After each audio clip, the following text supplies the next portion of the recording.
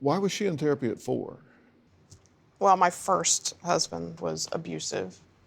So there's a degree of child abuse that was discovered after our marriage had ended. So she started acting out a lot, and I thought best to put her in counseling at that time. Child abuse of her? Of her, yes. In what form? Broken bones, constant belittling. You say broken bones. Mm-hmm. You knew about the broken bones when they happened, you just didn't know how it happened. I was never there when anything happened. Whether it was she fell or whatever. And was he abusive with you as well? Not with you, just with... Just with her. Just with her. And you missed it until he was gone. Mm-hmm. Actually, my mother was the one that called me to tell me that Alyssa had confided in her about what had happened. Okay, and was he prosecuted for that? He was. Minimally, if you want to say. We did take it through court. And what happened?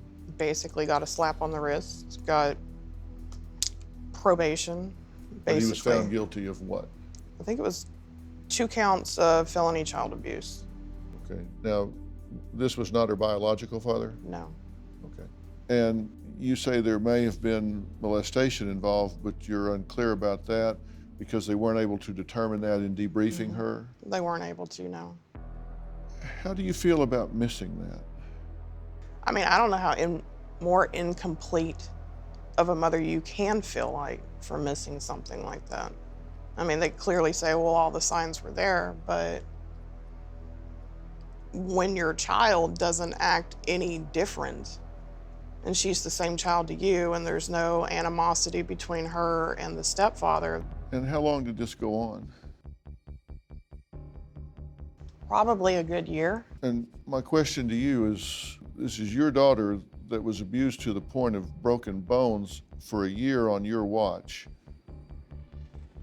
What do you say to yourself about that? I can't take it back. You know, I can't erase the time. But, you know, as far as me, I wish it was me because I feel like part of that has probably led to some of this. How do you feel about that happening on your watch? You failed to protect your child? Yeah, you failed exactly. To see it. How do you feel about that? You know, as far, I don't have words for how I feel about that other than a complete failure is about the only thing that can explain it in my mind. You know, like no parent should ever let their child down, like ever. And I feel like I failed to protect her, like you said. I mean, I wish I had like superpowers that could maybe give me the hindsight that I needed so I wouldn't have been so blind. What were you focused on that took your attention to the point that you didn't notice? I guess it was the constantly having to work. You know, to make ends meet, you have to work. Do you parent her from guilt? You said you indulge her some. I do. I feel like I parent from guilt, you know, because I know that that memory is always in her mind and I can't take it away. So it's like, I guess the spoiling her makes me feel better for letting her down. Is part of that the reason why you don't seem to be able to feel anger or outrage at the fact that her trying to have you killed? I think that's, you know, it could be. So, I mean, if I don't seem angry about what she's done, I just, in my heart of hearts, I don't know how to feel angry. Well, that's what I'm trying to figure out because your reaction to this is really inappropriate. It's disproportionate to what's happened here.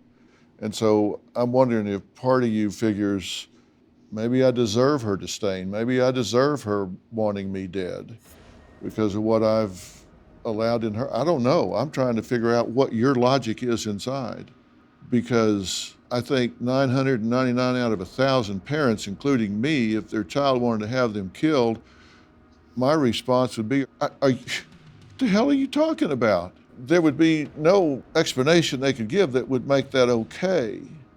I'd want to jerk a knot in their tail so fast, make your head spin, and you're like, well, you know, she's really a sweet girl. I mean, is a part of you thinking, yeah, maybe I deserve it? I would think so.